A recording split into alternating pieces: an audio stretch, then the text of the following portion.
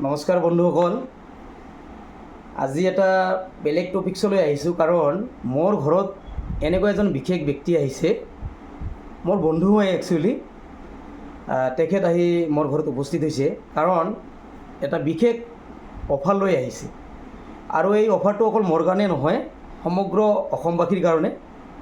আৰু স্পেচিয়েলিষ্ট তাৰমানে তেওঁ কৈছে যে আপোনাৰ তাতে আজি মানে আহিলোঁ এই বিষয়টো মানে বুজাবলৈ।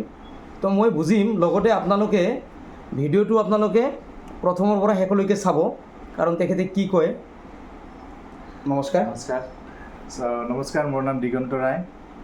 মই ইঞ্চুৰেঞ্চত কাম কৰোঁ, টিমমেট ইঞ্চুৰেঞ্চ প্ৰাইভেট লিমিটেড। তো এইটো ইঞ্চুৰেঞ্চত কি হয়, এতিয়া আমাৰ 2047 চনত ভাৰতবৰ্ষ যেতিয়া 100 বছৰ পূৰ্ণ হ'ব, স্বাধীনতা লাভ কৰাৰ পূৰ্ণ হ'ব 100 বছৰ। তো সেই 100 বছৰত আমাৰ মানে ভাৰতীয় চৰকাৰ যিখন আমাৰ গভৰ্ণমেণ্ট আছে, ভাৰত গভৰ্ণমেণ্ট, এই ভাৰত গভৰ্ণমেণ্টে এটা পলিচি লঞ্চ কৰিছে। পলিচিটো কি হৈছে, আমাৰ ঘৰ ইঞ্চুৰেঞ্চ।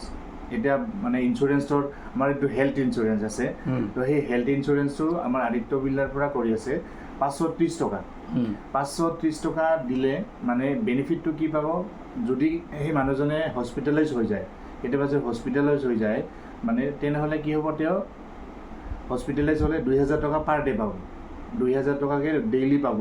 আৰু যদি নৰ্মেল বেডত থাকে যদি তেনেহ'লে কি হ'ব, 4000 টকাকৈ পাৰ ডে পাব। আৰু মেক্সিমাম লিমিট হৈছে ইয়াৰ 1,20,000 টকা। আচ্ছা। আৰু এইটো ইয়াৰলি প্ৰিমিয়াম দিব লাগে, বছৰত এবাৰ সেইটো ৰিনিউ কৰি থাকিব লাগিব। যেনেকৈ মানে আমি বাইক ইঞ্চুৰেঞ্চবিলাক কৰোঁ, যদি আমাৰ বাইকখন কিবা কাৰণত ইঞ্চুৰেঞ্চ কৰা থাকিলে, কিবা কাৰণত যদি আমাৰ এক্সিডেণ্ট হৈ যায় তেনেহ'লে আমাক ইঞ্চুৰেঞ্চ কোম্পানীয়ে ক্লেইম দিয়ে। তো নেক্সট একো যদি নহয় তেনেহ'লে সেই আমাৰ যিটো ইঞ্চুৰেঞ্চ কৰা আছিলে সেইটোতো আমাৰ পইচাটো ৰিটাৰ্ণ নাপায়। তো হেল্থ ইঞ্চুৰেঞ্চটো এনেকুৱা পইচাটো ৰিটাৰ্ণ নহয়, 530 টকাটো প্ৰতি বছৰে দি যাব। যদি কিবা কাৰণত হস্পিটেলত যাব লগা হয় তেনেহ'লে তেওঁ 2000 টকাকৈ প্ৰতিদিনে পাব। আচ্ছা, তাৰমানে কি আপোনাৰ যেতিয়া হস্পিটেলত ধৰক মই আজি পলিচিটো কৰিলোঁ, কৰাৰ পিছত ধৰক মোৰ কালিয়ে কিবা এটা হৈ গ'ল, তেনেকৈ আপোনাৰ হস্পিটেলাইজ হ'লেও পায় নেকি? তেনেকৈ নাপাব, এইটো 30 দিন ৱেইটিং পিৰিয়ড থাকে। মানে আজি পলিচিটো কৰিলে পলিচিটো কৰাৰ 30 দিনলৈকে ৰখিব লাগিব। 30 দিনৰ পিছত যদি কিবা এটা হৈ যায় তেনেহ'লে হস্পিটেলাইজ হয়, তেনেহ'লে সেই 2000 টকা নৰ্মেল বেডত পাব per day, up to 30 days. বছৰত তেওঁ 30 দিনলৈকেহে এইটো কভাৰ ল'ব পাৰিব।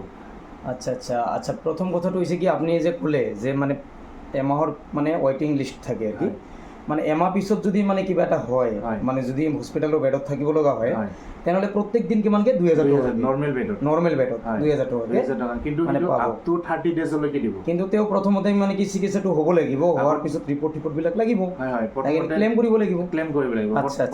ধুনীয়া এটা প্ৰথমতে তেওঁ চিকিৎসা কৰিলে, অহাৰ পিছত যিখন আমাৰ প্ৰেছক্ৰিপশ্যন থাকিব, ডিচাৰ্জ চাৰ্টিফিকেট থাকিব, সেই চাৰ্টিফিকেটবিলাক ছাবমিট কৰিব লাগিব। ছাবমিট কৰাৰ পিছত 15 ডেজৰ ভিতৰত তেওঁৰ একাউণ্টত পইচাটো ক্ৰেডিট হৈ যাব। আচ্ছা, যদি আপোনাৰ নৰ্মেল বেড নহয়, এতিয়া আইচিউত থাকিব লগা হ'লে কি হ'ব? আইচিউত থাকিলে 4000 টকাকৈ প্ৰতিদিনে পাব। আচ্ছা, আজি যদি আইচিউত থাকে 4000 টকাকৈ প্ৰতিদিন পাব। কিমান দিনলৈকে পাব? Up to 30 days. এক বছৰত 30 দিনলৈকে ক্লেইম কৰিব পাৰে। 30 দিনলৈকে পাব। 30 দিন পাৰ হ'লে ক্লেইম কৰিব নোৱাৰে। আৰু মানুহজনে যদি কিবা কাৰণত ধৰক এটা অংগ নষ্ট হৈ যায় তেতিয়াহ'লে কি বেনিফিট? মানে সেইটো পাৰ্মানেণ্ট ডিচেবিলিটি ডক্টৰে যেতিয়া মানে ডিক্লেয়াৰ কৰিব যে এইটো পাৰ্মানেণ্ট ডিচেবিলিটি হৈ গৈছে, তাৰ সেই হিচাপে পলিচিটোৰ ওপৰত তেওঁ এটা বেনিফিট পাব। আৰু যদি মানে সম্পূৰ্ণ ডেথ হৈ যায়, এক্সিডেণ্টেল ডেথ হৈ যায়, তেনেহ'লে সেই 4 লাখ টকা মানে নমিনীয়ে পাব, তেওঁ নমিনীয়ে পাব। ৰাইজসকলে এটা সুন্দৰ মানে পলিচি লৈ আহিছে মোৰ বন্ধু দিগন্ত দা। আৰু দিগন্ত দা এনেকুৱা এটা ধৰণৰ পলিচি লৈ আহিছে। আৰু এটা কথা মই দিগন্ত দাক সুধিম যে দিগন্ত দা, যে এই যে আপুনি যে পলিচিটো আনিছে এইটো কিবা গভৰ্ণমেণ্ট ৰিলেটেড নেকি? হয়, এইটো IRDAৰ পৰা পাৰ্মিশ্যন আছে।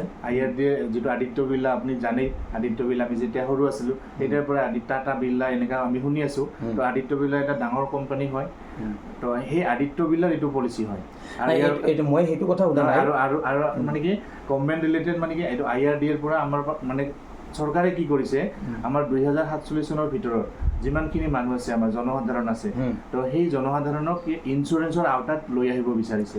তো এইটো তাৰ কাৰণে এটা পলিচি কৰিছে। হয়, ঠিক কৈছে আপুনি। কাৰণ ইঞ্চুৰেঞ্চ কৰাটো আমাৰ কাৰণ দৰকাৰ। কাৰণ কিয়, যেতিয়া আমি এটা ঘৰৰ যেতিয়া এজন ব্যক্তি গাৰ্জেন হিচাপে থাকে, গাৰ্জেনটো মানে গুচি গ'লে যদি ইঞ্চুৰেঞ্চ নাথাকে মানে সেই পৰিয়ালটো মানে কিমান চলাত মানে বহুত এটা হয়। অসুবিধা হয় হয় হয় পোহপাল দিবলৈ হয় নে নহয় এইটো হ'ল আমাৰ লাইফ পলিচি হয় আৰু এইটো মই যেতিয়া আপোনালোকক কৈ আছোঁ যে এইটো হ'ল health policy Health health policy। পলিচিটো দৰকাৰ মানে হেল্থ পলিচিটো কিয় দৰকাৰ যোনৰ কাৰোবাৰ যদি কিবা কাৰণত এটা এক্সিডেণ্ট হৈ যায় বা বেমাৰ হৈ যায় যেতিয়া মানুহজন হস্পিটেলত ভৰ্তি হয় তেতিয়া কিন্তু তেওঁৰ গোটেই ছেভিংছবিলাক নষ্ট হৈ যায় য়েছ য়েছ ঠিক এইটো হ'ল কৈছে আমাৰ হেল্থ পলিচি হেল্থ পলিচি হয় আৰু হেল্থ পলিচিটো আমাৰ যিটো ইয়াত বহুত বেছি বেনিফিট নিদিয়ে ইয়াত মানে কি হ'ব বেডৰ বেনিফিটটোহে কেৱল দিব যদি কেৱল ধৰি লওক 5 দিন থাকিলে 5 দিন থকা মানে কিমান 2000কে হ'লে 10,000 টকা পাব তো সেই বেনিফিটটোহে দিব কিন্তু মেডিচিনৰ এক্সট্ৰা খৰচবিলাক নিদিয়ে আচ্ছা আৰু এটা কথা তাৰমানে আপোনাৰ বয়সৰ মানে হয় এইটো 18 বছৰৰ পৰা 65 বছৰলৈকে কৰিব পাৰিব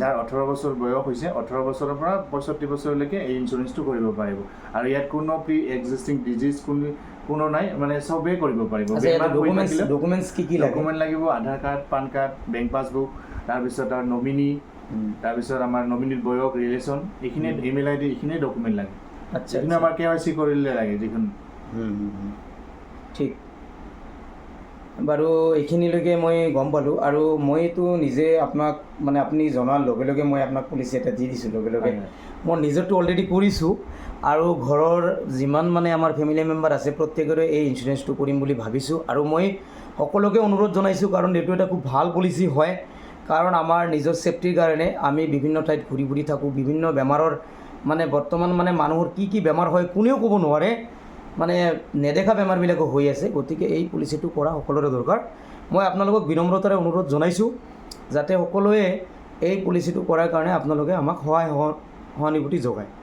ধন্যবাদ ঠিক আছে আপোনালোকে সকলোৱে ইঞ্চুৰেঞ্চটো কৰক 530 টকা বহুত বেছি এমাউণ্ট নহয় আৰু এই 530 টকাৰ বিনিময়ত আপোনাৰ যিটো ফেমিলি মানে ফেমিলিটো চিকিউৰ থাকিব আপুনি নিজেও চিকিউৰ থাকিব কাৰণ কি হয় হস্পিটেলত গ'লে 2000 টকাকৈ পাব পাৰ ডে এইটো নৰ্মেল বেডত থাকিলে এইটো যিকোনো হস্পিটেলত আপুনি এডমিট হ'লে তাৰ ডিচাৰ্জ চাৰ্টিফিকেটখন দেখাই দিলে আপুনি এইটো ক্লেইম কৰিব পাৰিব ঠিক আছে ধন্যবাদ